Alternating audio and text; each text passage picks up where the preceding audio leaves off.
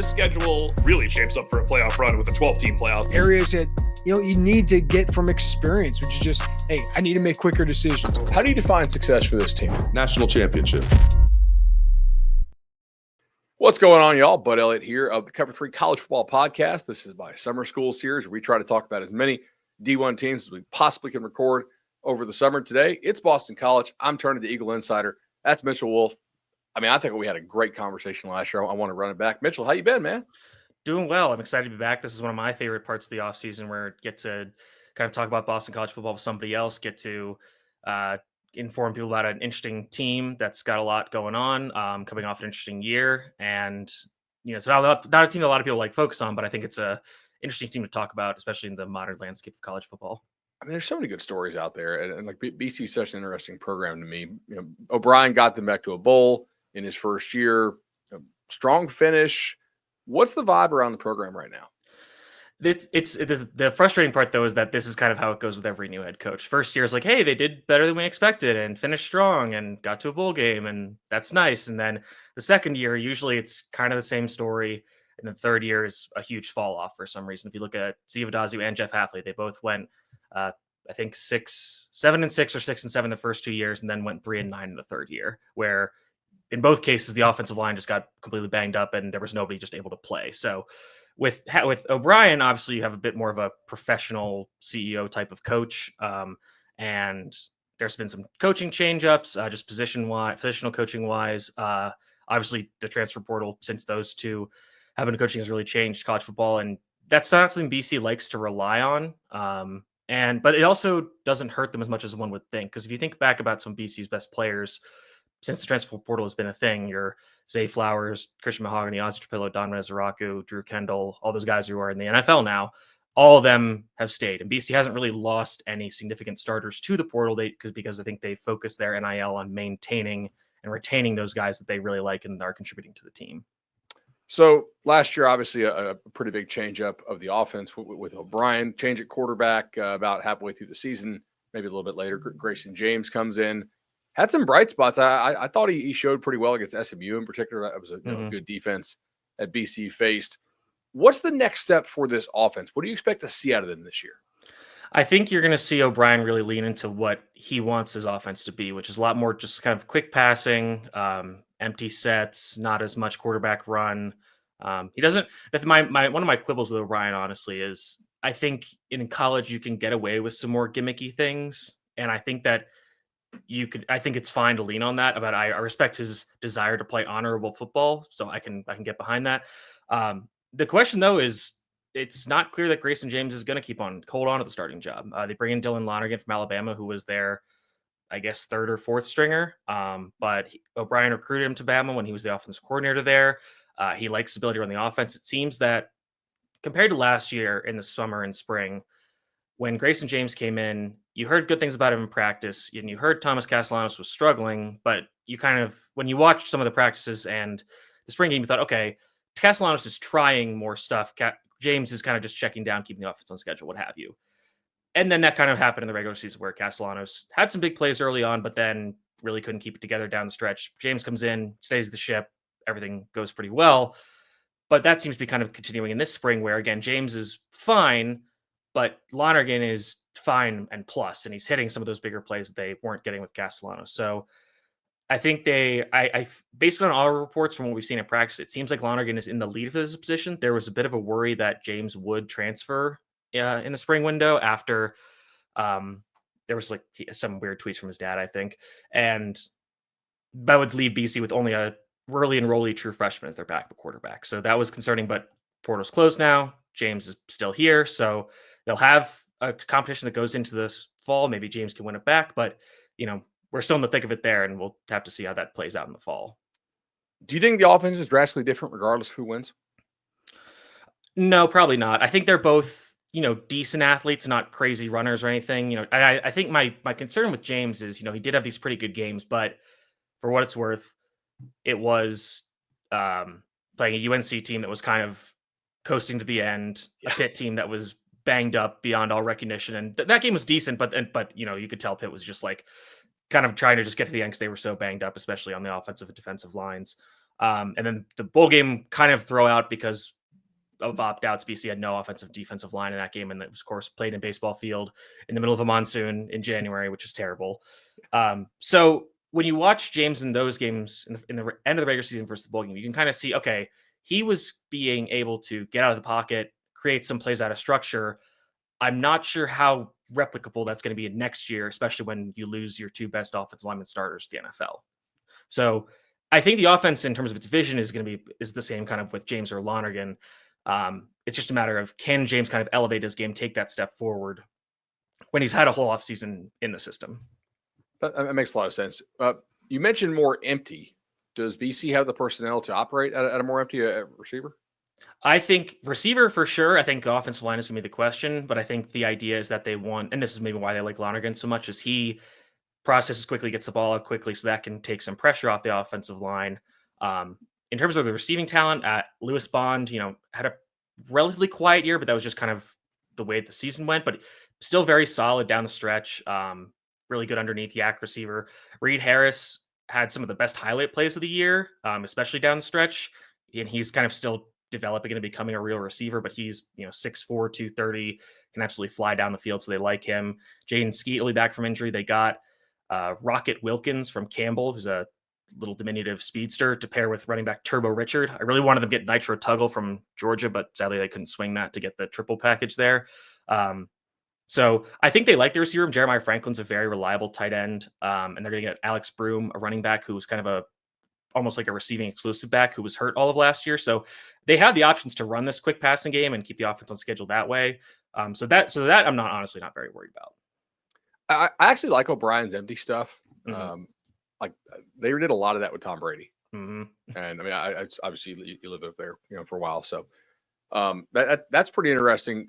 Running back wise, if you're playing college fantasy, assuming that the pass rate goes up, certainly like greater than what it was with Castellanos, is there a running back that you want to draft on this team? I think you got to go Turbo Richard, if just for name alone, just to have him. But he got on the field early as a true freshman last year. Was rotating with Trayshawn Ward and Kai Robichaux and had some explosive plays. Was pretty good in the Virginia game. Then he gets hurt for pretty much the rest of the regular season. Comes back in the bowl game, and I think his second touch, he turns a screen pass where BC's backed up into their own end zone for like a 60-yard screen pass. So he lives up to his name. And if the offensive line can be okay, they are replacing a lot of starters. The whole right side from the center on is going to be new. And so that's a bit of a question mark. But if they can get that running game to be or the blocking to be solid, he can be a guy that can really create some explosive plays. So Turbo Richard would be the guy there. Tight end wise, like BC often has pretty decent tight ends, at least at the college level. I mean, anybody really need to know about? Yeah, I mean, Jeremiah Franklin's he's returning as basically the starter. He was kind of BC was running a lot of 12 last year, so he was paired with Kamari Morales, and they both worked really well. They had 0 drops on like 54 combined targets. So that was, and they were both very reliable and useful in the red zone. Franklin's taken a big step forward every year. Especially as a receiver, he's getting better as a blocker. So this year he's kind of going to be the guy. I think you're going to see BC in 11 personnel a lot more, maybe not as much 12. They did bring in Ty Lockwood, a tight end from Alabama, who was a very high recruit. I think he had some injury things, and so he has some familiarity with Lonergan. But he's going to be kind of one of the, I guess, like the adjuster position where it's like, okay, who's BC's fifth eligible? Is it going to be second tight end or the slot receiver or even some? I've been saying for years I want them to do more 2-back stuff because I think they have the dudes to do it and they can do some fun things, but they just have really not really leaned on that. All right, let's hit a break here, and then after that we'll talk a little Eagles defense. When you need your sports news all the time, we've got breaking news to bring to you. CBS Sports HQ gives you a snapshot of all the sports that matter to you. When you need your sports in a snap, find it on CBS Sports HQ, streaming free anywhere you are. All right, y'all, welcome back into the Cover 3 College Football Podcast. I'm Bud Elliott. This is Summer School. That's Mitchell Wolfe. He crushes it for us covering Boston College. Just wrote about a 20,000-word treatise on what this team could look like as well. We're picking his brain today.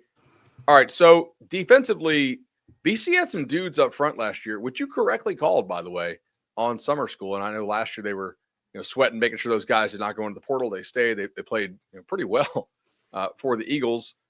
Now some of those guys are gone to the NFL. How is Tim Lewis and his defense going to adjust to those personnel losses? Let me know about some of these transfers they got. How's this going to look different, if at all? Yeah, this is really the entirety of the offseason concern really for BC is you're gonna lose the AC Defensive Player of the Year. He's a second round pick in the NFL draft. It's hard to replace, and you're not Georgia, so you don't just churn out these guys year in year out. So, as I've been saying for a while, this is the scene from Moneyball where Billy Bean says we got to replace them in the aggregate because you can't just hope that these guys who have been kind of mediocre rotational players are just going to suddenly turn into AC Defensive Player of the Year. But if you can say, okay, we don't need you to give us a 60 pressure, 10 sack season after you've had 10 pressures and 1 sack. We need you to get to 20 pressures and 3 sacks. And if we can have 5 guys do that, then we've got something going. And I think BC is a new defensive line coach. Jeff Commission, who's a veteran coach, he's been around BC before. He left, I forget where he is. I think he went back to an FCS school. They bring in Jordan Thomas, who was the assistant defensive line coach for the Cleveland Browns.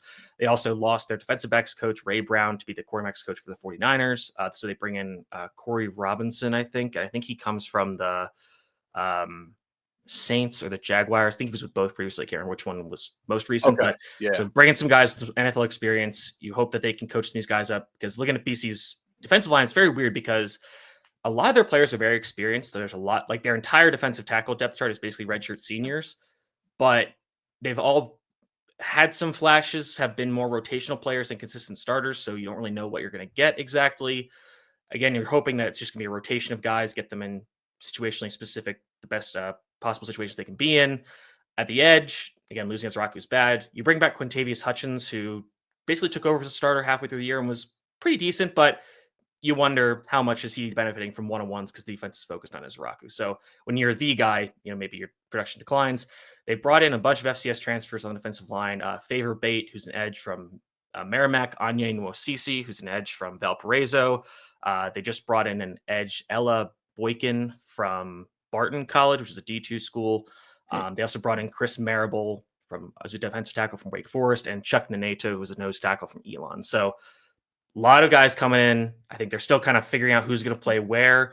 The one piece that I'm very interested in is they brought in Jason Hewlett, who's a linebacker from Michigan, who is this crazy athlete in high school, can do a lot of stuff. And I think he's going to be a very interesting piece because he can be kind of a rusher, slot coverage defender, do everything type of player that I think could really unlock this defense and allow them to have all these crazy blitzes, crazy sim pressures where you're not going to be able to win, one-on-ones just by having a dominant player. You need to find ways to scheme up stuff by having slants, twists, stunts, blitzes, all this kind of stuff. So as I've been saying, like on Twitter and on our message boards, everything, the coordinators and coaches are going to earn their money this year on defense because you're going to have to figure out ways to maximize and squeeze every little bit of juice out of all these players.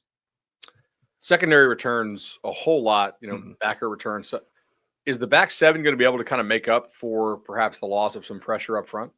I think it's a very quietly underrated secondary. I think KP Price, the strong safety, is a very, very good player who kind of flew under the radar just because of how good of a season Donovan Izaraku was season.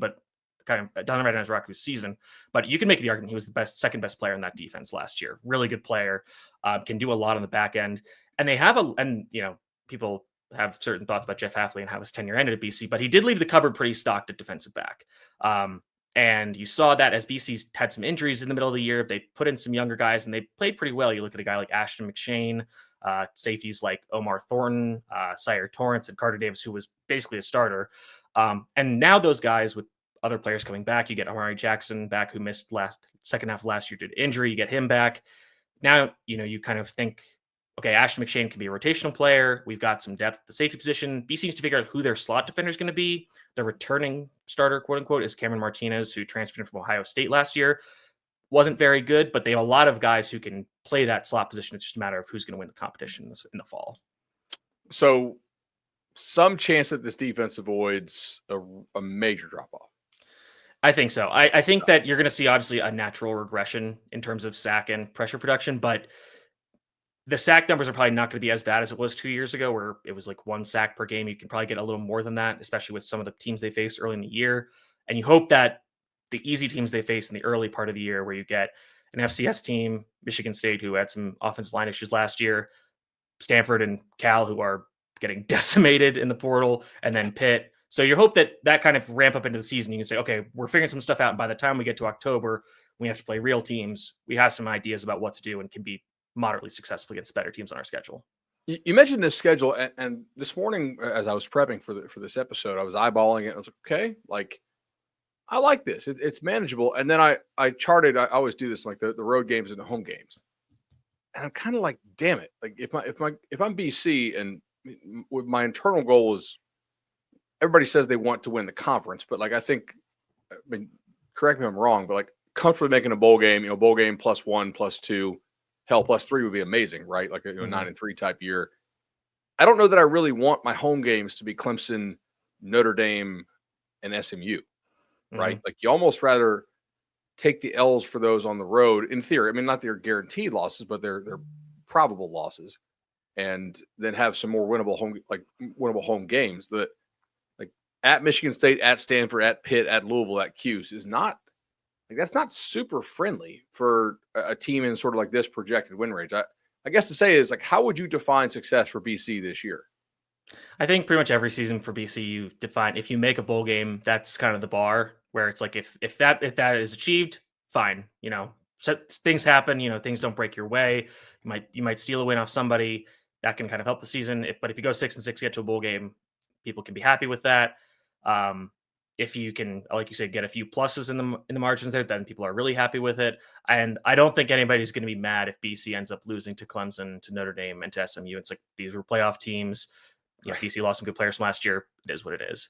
When I'm looking at a schedule and I see, okay, if BC has more than 2 losses going into Clemson in, I think, the second week of October, that's a problem. Like then it's like, okay, now we've got an issue because that schedule does get harder. Not to mention the fact that they have a bye week in the 3rd week of September, I think, and then their next bye week is 2 weeks before Thanksgiving. So they've got that Clemson game. And I think it's UConn, home against UConn, at Louisville, and then 3 home games against Notre Dame, SMU, and Georgia Tech, who are not easy teams. And then you get your bye, and then you're at Syracuse. So, you got to get to that stretch of hard games in October and November and kind of set yourself up with a decent record then so you can eat those losses if they happen, which I agree with you. I think those are all likely losses. Georgia Tech will be an interesting toss-up, especially in Boston in the middle of November, seeing where that team is at that point. So that's kind of a toss-up. Same with Michigan State is, again, this is kind of how we looked at it last year too. Michigan State is the adjuster game where it's like, it's there. I would say that's a pretty evenly matched game. So it's on the road this year, and BC won't have the red bandana benefit, which basically literally won them the game last year just by magic as usual. So you kind of like, okay, if we can win this game, that's great. And if we don't, then it's like, okay, now we've got some problems that we probably need to fix in the coming weeks. So last one here, I'll get you out on this. Is there a guy on this team who, if he maybe hits his ceiling a year earlier than expected or plays way above the level that is probably just the general consensus of the type of player that he is, not quarterback edition, obviously, because that would be kind of cheating, that just takes BC to the next level? And if so, who is that guy? I think that the kind of boring answer is Jude Bowery, the left tackle, who has been getting some draft hype already early on. I think Dane Brugler at The Athletic put him in his 1st round mock for next year. And Bowery, because when you watch Bowery, and I remember watching him have a few clips when he got in 2023 because of injury for other players, and you can see, okay, this guy's got the footwork, he's got the movement skills, kind of has a bit of that Josh Simmons vibe, who was the left tackle for Ohio State. The problem is that Bowery has had a lot of injuries, not like terribly bad ones, but things that are lingering, and there's a bunch of them, and they kind of just keep nagging him for most of the season. And he still has some issues with play strength. And if you go back to 2023, there were a few plays where Jared Verse gave him what for. Now that year, Jared Verse gave everybody what for, but you still see that pop up occasionally. So it's okay if he can get stronger and really hone in the technique and stay healthy. Then it's okay. BC might have one of the best, if not the left tackles in the ACC. The interesting answer is Sterling Sanders, who's a true freshman defensive tackle. And they kind of found him late. I think he was originally committed to, I want to say, Georgia Southern. And then BC flipped him. He's early enrolled, big kid. And with BC not having, that dynamic defensive tackle presence anymore with Cam Horsley gone, there is a path where a true freshman could really, burst onto the scene, establish himself. And there's been a lot of good reports from him out of camp. So, he might, it's obviously a true freshman, so I don't want to put too great of expectations on him, but that's a guy where it's like, if this hits and hits early, then it's like, okay, then this BC defense might have something that we didn't really expect. Mitchell, really enjoyed it, man. Everybody got to read all your excellent work, and we'll chat again next year this time. Sounds good. Always great to be on with you.